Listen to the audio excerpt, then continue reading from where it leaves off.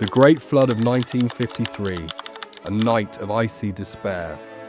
January 1953 will remain forever etched in the memory of the British people as a time when the sea itself turned into a ruthless executioner. To truly grasp the scale of this tragedy, one must look beyond dry statistics and transport themselves back to the cosy, peaceful living rooms of England's coastal towns on the evening of Saturday, January 31st. Post-war Britain lived modestly but with hope. Coal crackled in the fireplaces, kettles whistled on the stoves, and light music played over the wireless. Families had just finished their tea and were preparing for bed, grateful that the working week was behind them. No one paid much attention to the howling wind outside. On the coast of Norfolk and Essex, people had been used to storms for centuries. But this night was like no other. A deep Atlantic cyclone, combined with an anomalously high spring tide, had created a giant wall of water in the North Sea that was racing toward the British shores at the speed of an express train. This was not just a flood, it was a crushing blow from the ocean, reclaiming lands once won by man. The first signs of the impending apocalypse were felt by the residents of Lincolnshire. Around 6 in the evening, the sea, which usually lapped lazily at the foot of the sea walls, suddenly surged. A massive wall of water, black and cold as liquid lead, crashed against the coastal defences. In the town of Mablethorpe, the silence of a Saturday evening was shattered by a roar that survivors later described as the sound of a falling airplane. Seawalls built by Victorian engineers crumbled under the impact like they were made of sugar. The water didn't just flood the streets, it burst into homes, blowing out doors and windows. Families sitting at their tables found themselves waist-deep in freezing slush within seconds.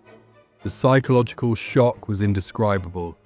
One moment you're in warmth and safety, and the next you are fighting for your life in your own living room, surrounded by overturned tables and shattered chests of drawers. The electricity failed instantly, plunging entire towns into a primal darkness, filled only with screams for help and the ominous roar of the rising tide.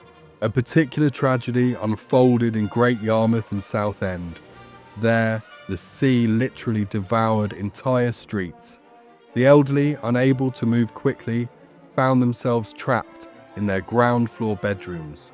The water rose so fast that many had only minutes to try and save themselves. Mothers in despair lifted their children onto wardrobes and high shelves, hoping the water level would stop. But the ocean was relentless. The most terrifying enemy that night was not the water itself, but the cold. The temperature of the North Sea in January barely rises above freezing. For the human body, this means instant shock. Muscles cramped, breath failed, and even those who could swim lost consciousness from hypothermia within 10 to 15 minutes. Those who managed to climb onto roofs were battered by gale-force winds and freezing rain. They sat there for hours, staring into the darkness, praying for dawn, while their houses groaned and shuddered under the onslaught of the waves. Many watched as their neighbours' houses simply vanished into the night, turning into piles of debris. The darkest chapter of this story belongs to Canvey Island in Essex. This was low-lying land, populated mostly by working-class families and retirees living in light bungalows. Around midnight, while the island was asleep, the dikes burst in several places at once. It was a massacre in the dark. People woke up as their beds began to float. In absolute darkness, under a torrential downpour, thousands of people tried to scramble onto the narrow sea walls that remained above water. The cries of children, the weeping of mothers, and the howling of the hurricane merged into a nightmare symphony of death. Many died trying to save their pets or grab valuables. In one house, a young mother held her infant above her head for hours, standing on a kitchen table until the water reached the ceiling. By the time rescuers arrived, she was still holding the frozen body of her child, refusing to believe what had happened. On Canvey Island, the sea took 58 lives in a single night, leaving behind salt-scorched earth and thousands of broken lives. The heroism shown that night was beyond human limits. Ordinary fishermen, whose own homes were being destroyed, took to their small boats and headed into the dark, guided only by the faint light of torches or the moans coming from the rooftops. Sergeant Rice Lemming, an American whose name is now written in gold in the history of Norfolk, performed the impossible. Unable to swim, driven by pure compassion, he tied a rope around himself and dived into the freezing current dozens of times. His body was covered in bruises and cuts from floating debris. He was nearly blinded by the salt water, but he continued to pull people out one by one. He saved 50 people before he was pulled out unconscious himself.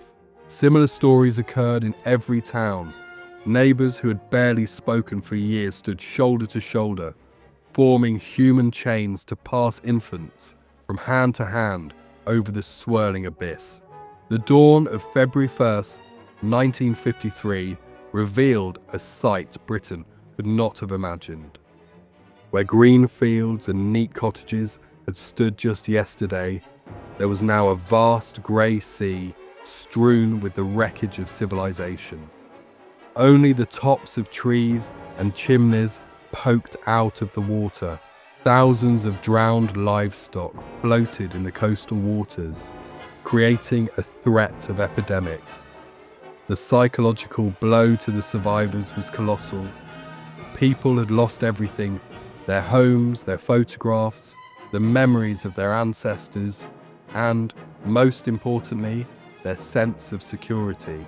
In Great Yarmouth, one elderly woman spent 3 days in the attic of her house, refusing to get into a rescue boat because she had lost her husband that night and did not want to leave the place where they had lived 40 years. The nation was plunged into mourning. Newspapers were printed with black borders, and Queen Elizabeth II, who had only recently lost her own father, personally visited the flooded areas, trying to comfort those who were left with nothing. The total cost of the damage at the time was astronomical, more than 50 million. But human grief cannot be measured in money. More than 300 people died in Britain and nearly 2,000 in the Netherlands. More than 30,000 Britons were evacuated, living for years in temporary barracks or with relatives. The farmland of Essex and Norfolk was so badly poisoned by salt that nothing grew on it for nearly a decade. But it was this grief that forced Britain to be reborn. From the ash and silt of 1953 grew a modern system of protection. It was realized that the sea is a great neighbor that must be respected and from which one must know how to defend. The construction of the Thames Barrier was the answer to that terrible night, a promise that London and Britain would never be so defenseless again.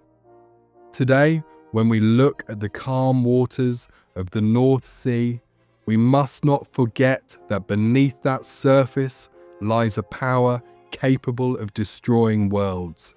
The memory of the 1953 flood is not just nostalgia for the past. It is a tribute to those who died in the icy darkness and those who found the strength to rebuild.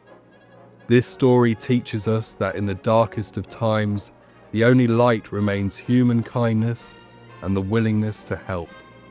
If you feel a connection to this story, if you want the memory of that night's heroes to live on, subscribed. Together we open the time capsule to draw out lessons of courage and resilience that are so important to us today.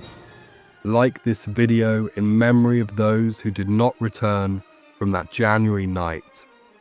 We are our memory, and as long as we remember, they are alive. Until the next episode, where we will continue our journey through the most important pages of our history.